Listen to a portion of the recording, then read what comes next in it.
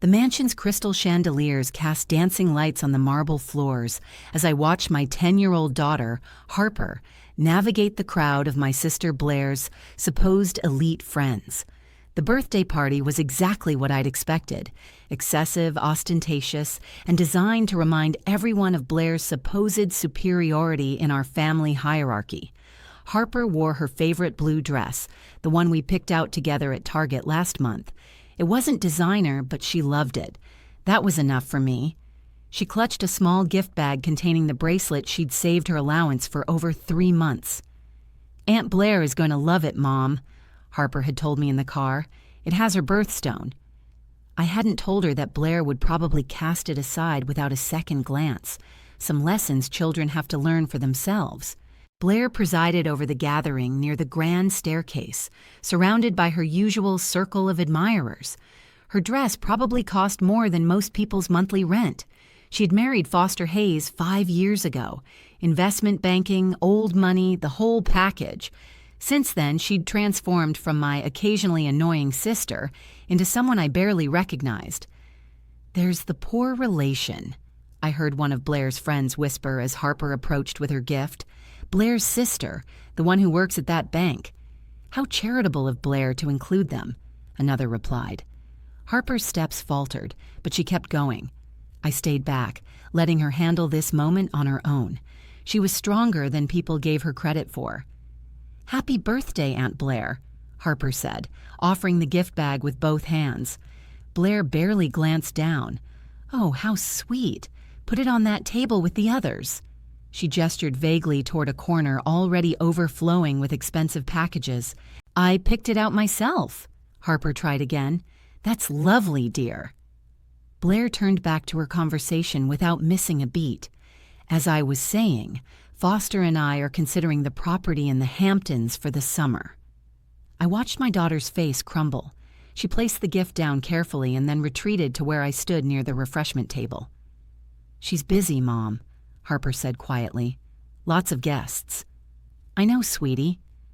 The party churned on around us in waves of forced elegance. Waiters in crisp white jackets circulated with champagne and hors d'oeuvres that cost more per bite than a decent meal.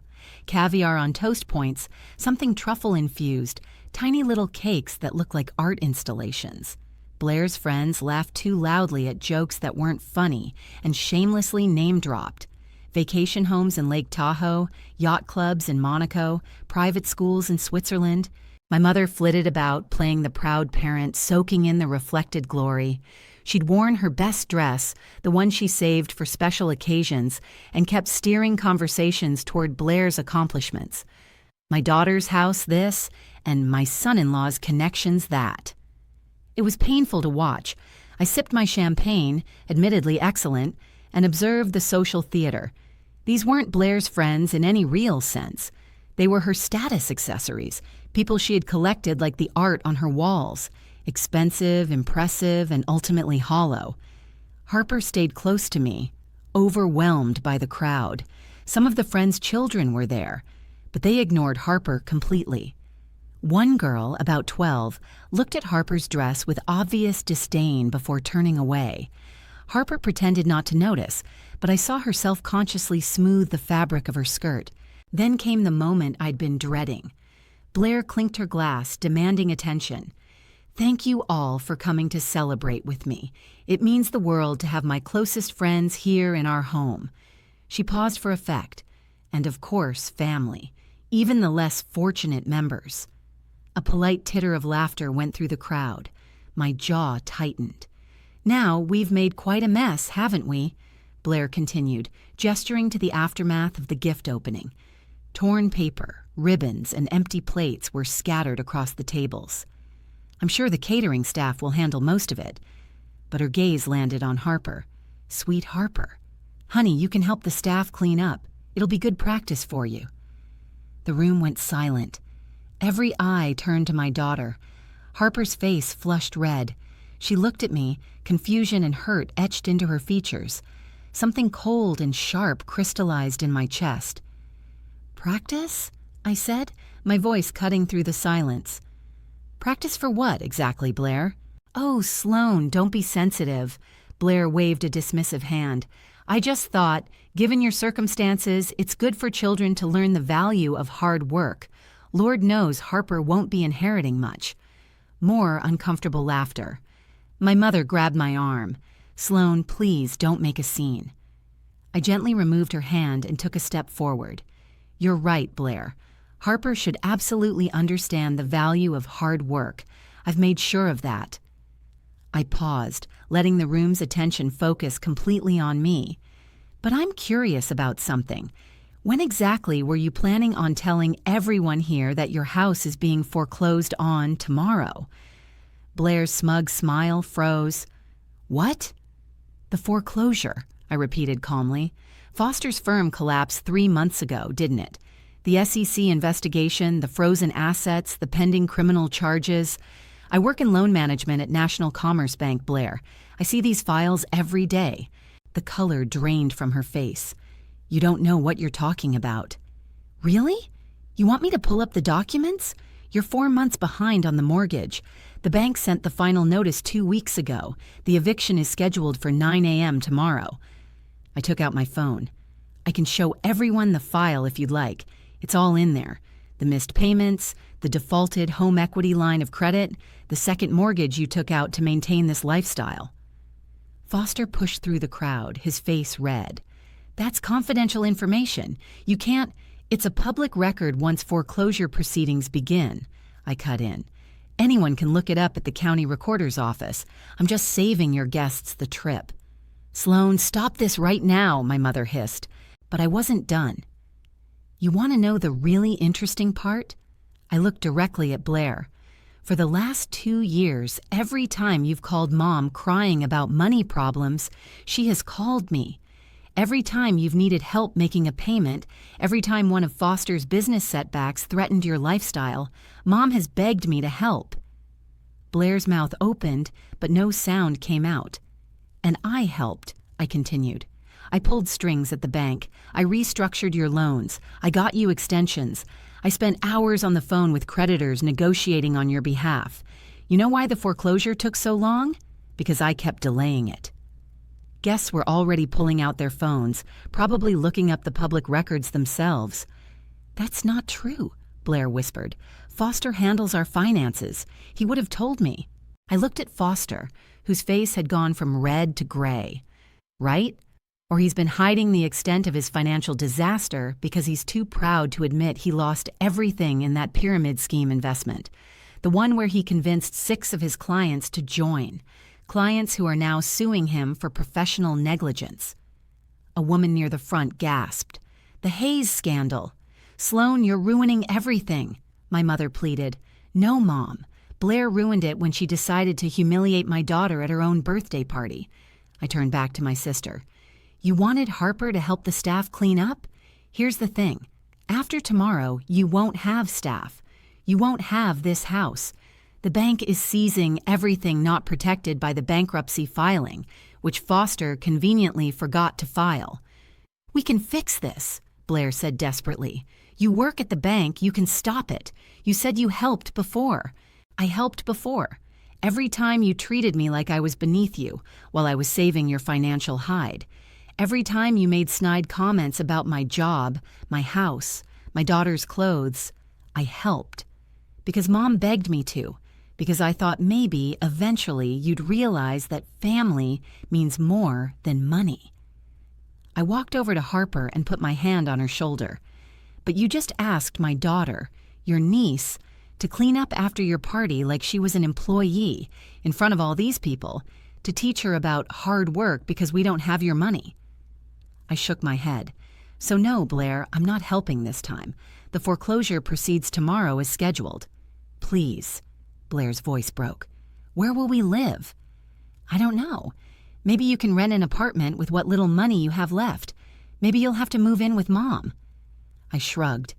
Maybe you'll find out what real hard work is like when you're looking for jobs without an inheritance to fall back on. Foster stepped forward menacingly. You vindictive, careful, I said coldly. I'm friends with several of the lawyers handling your clients' lawsuits. Say one more word, and I'll make sure they know about every hidden asset, every offshore account, and every shady transfer you've made in the last 6 months." He stopped moving. The silence in the room was deafening. Blair's friends were already heading for the exit, probably eager to spread the gossip to everyone they knew. My mother looked like she was going to faint. "You should all go," Blair said quietly, tears streaming down her face. "We're leaving," I nodded. "Come on, Harper." My daughter picked up her gift bag from the table. Blair hadn't even opened it. We walked toward the door. "Sloan," my mother called out, "how could you do this to your own sister?" I stopped and turned around.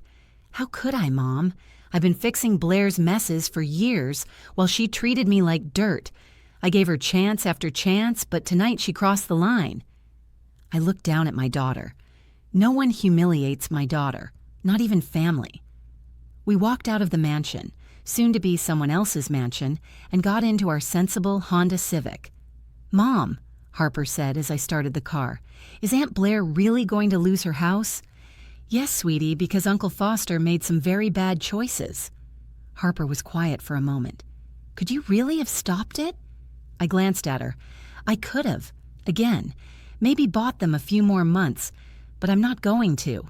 It's not just because of what she said to you, partly, I admit, but mostly because she needed to learn that actions have consequences, that treating people badly catches up to you eventually, that family isn't about money or houses or status.